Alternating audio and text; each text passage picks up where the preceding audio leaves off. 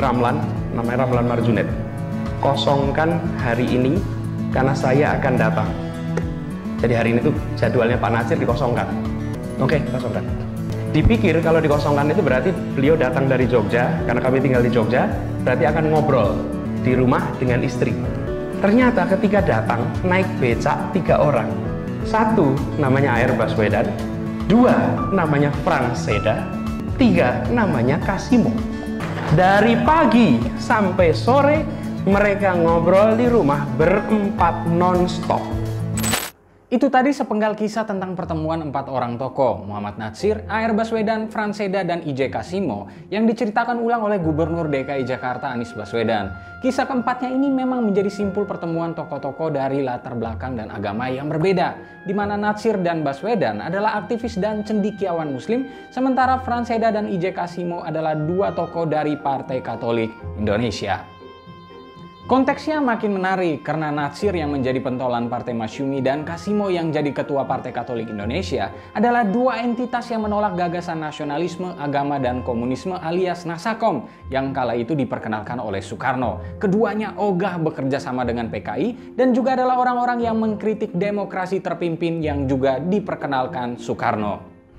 Kita sudah pernah bahas Partai Masyumi dan Natsir, cek videonya kalau kalian belum menyaksikannya. Nah, kali ini kita akan bahas Kasimo dan kiprahnya lewat Partai Katolik Indonesia. Faktanya, Kasimo yang sempat menjabat sebagai menteri adalah orang yang telah punya visi pembangunan sektor pertanian Indonesia. Lalu seperti apa kisah tokoh yang dikenal suka tertawa ini? Sebelum mulai, jangan lupa subscribe dulu ya. Kalian juga bisa mendaftar jadi member Pinter Politik dan dapatkan konten-konten eksklusif dengan klik tombol join di bawah ini ya. Dan buat yang berminat untuk membeli ebook Pinter Politik, jangan lupa kunjungi toko Pinter Publishing di Tokopedia, Bukalapak, Shopee, dan semua toko online lain favorit kalian. Link selengkapnya juga bisa kalian cek di kolom deskripsi. Back to the video, get your coffee, and let's get it started.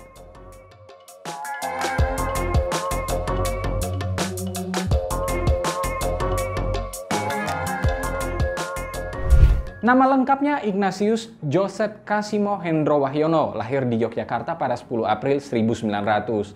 Ayahnya yang bernama Rono Sentiko merupakan seorang prajurit keraton, sementara ibunya bernama Dalikem. Kasimo kecil membantu ibunya di pasar dan dalam usaha batik kecil-kecilan. Apalagi ia adalah anak laki-laki tertua nomor 2 dan kakaknya juga dipersiapkan untuk menjadi pengganti ayahnya sebagai prajurit. Maka tanggung jawab keluarga dan 9 adiknya ada di pundak Kasimo.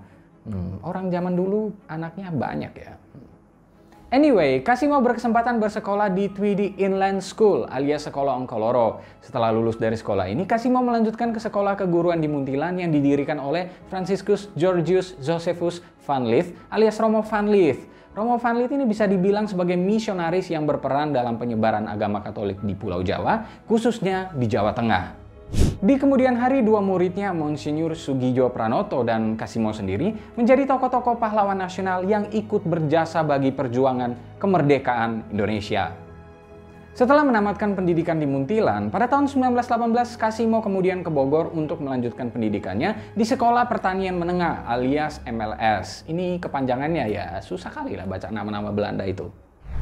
Nah, lalu 3 tahun kemudian ia ditarik menjadi pegawai perkebunan pemerintah sebelum dipindahkan jadi guru sekolah pertanian di Tegalgondo, Klaten. Beberapa sumber menyebutkan bahwa pernah suatu hari Kasimo membaca Catholic Maths Cavalier atau buku ajaran sosial Katolik tulisan Dr. Liovera. Dalam buku tersebut ada sebuah kutipan yang berbunyi, "Setiap bangsa mempunyai hak untuk mencapai kemerdekaan dan persatuan." Kata-kata tersebut seolah menjadi inspirasi bagi Kasimo untuk ikut memperjuangkan kemerdekaan Indonesia. Kasimo sempat bergabung dengan Trikoro Darmo yang kemudian berubah nama menjadi Jong Java. Pada tahun 1923, Kasimo menjadi salah satu pendiri partai politik Pakempalan Politik Katolik Jawi atau PPKD. Ia menjabat sebagai ketua PPKD sejak 1924 hingga 1960. Pada tahun 1933, partai ini berganti nama menjadi Persatuan Politik Katolik Indonesia alias PPKI.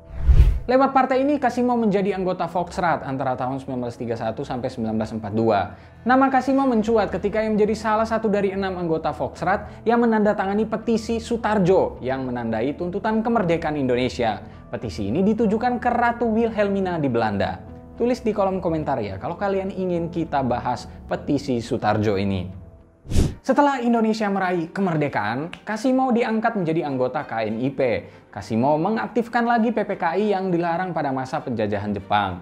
Selanjutnya, setelah Kongres di Surakarta, PPKI berubah nama menjadi Partai Katolik Republik Indonesia. PKRI berpendapat bahwa negara Indonesia hanya bisa maju dan tegak berdiri bila seluruh rakyat bersatu. Dengan alasan ini, PKRI tidak ikut terlibat dalam Persatuan Perjuangan yang didirikan Tan Malaka dan Jenderal Sudirman. Persatuan Perjuangan ini bisa dibilang sebagai oposisi pertama terhadap pemerintahan Soekarno-Hatta dan diplomasi mereka.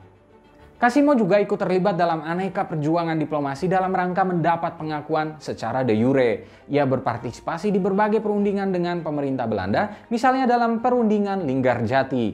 Kasimo lalu sempat menjabat sebagai Menteri Muda Kemakmuran dalam Kabinet Amir Syarifuddin, Menteri Persediaan Makanan Rakyat dalam Kabinet Hatta I dan Kabinet Hatta II.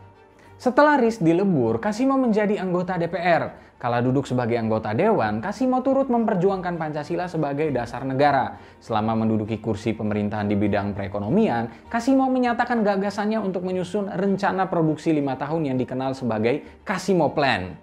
Rencana ini berisikan anjuran untuk memperbanyak kebun bibit unggul, pencegahan hewan pertanian untuk disembelih, penanaman kembali lahan kosong, dan program transmigrasi penduduk ke Sumatera.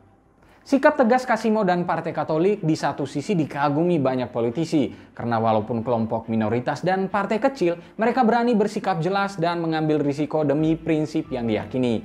Kisah paling menarik adalah ketika Kasimo menolak konsep Nasakom Soekarno. Ceritanya, pada Februari 1957, Soekarno memanggil semua pimpinan partai politik ke istana. Ia lalu melontarkan gagasan yang disebut sebagai konsepsi presiden dan meminta persetujuan. PKI, Murba, PNI, PRN, Baperki, dan Persatuan Pegawai-Pegawai Kepolisian menerima gagasan itu. Sementara NU, PSII, Parkindo, IPKI, dan PSI ragu-ragu. Sementara Masyumi dan Partai Katolik dengan tegas menyatakan penolakan. Saat bersua Soekarno dan ditanya mengapa menolak, Kasimo menjawab, well, nggak kayak gitu sih tepatnya. Intinya Pak Kasimo ini dikenal periang dan suka tertawa sebelum menyampaikan pendapatnya. Kemudian Kasimo menjelaskan bahwa jika melibatkan PKI dalam kabinet, maka Indonesia akan menjadi negara komunis, sama seperti sejarah di Eropa Timur, khususnya di Cekoslovakia.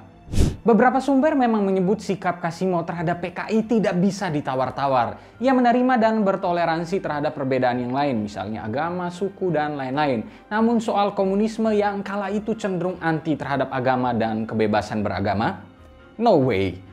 JB Sudarmanto dalam Politik Bermartabat biografi I.J. Kasimo juga menulis bahwa pada akhirnya karena berani melawan arus politik saat itu, Soekarno jadi tak menyukainya. Kasimo akhirnya mengundurkan diri dari kepemimpinan partai yang telah dipimpinnya selama lebih dari 30 tahun. Di era Orde Baru, Kasimo sempat menjabat sebagai anggota Dewan Pertimbangan Agung. Kasimo meninggal dunia pada 1 Agustus 1986 di RS Sin Karolus, Jakarta. Ia dimakamkan di Taman Makam Pahlawan Kalibata. Ia mendapatkan gelar pahlawan nasional pada tahun 2011 lalu. Warisan terbesar Kasimo tentu saja adalah keindonesiaannya. Ia juga berpegang pada prinsip salus populi suprema lex yang artinya kesejahteraan rakyat adalah hukum tertinggi. Mungkin narasi mengedepankan kepentingan rakyat ini bisa menjadi refleksi terbesar politik nasional Indonesia saat ini. Nah, lalu bagaimana menurut kalian? Seperti apa kalian memaknai perjalanan hidup I.J. Kasimo ini? Berikan pendapatmu. Terima kasih telah menyaksikan video ini. Jangan lupa untuk di rumah aja patuhi protokol kesehatan dan rajin-rajin cuci tangan kalian. Jika kalian punya saran atau masukan untuk konten-konten selanjutnya, jangan lupa untuk tinggalkan di kolom komentar di bawah ini.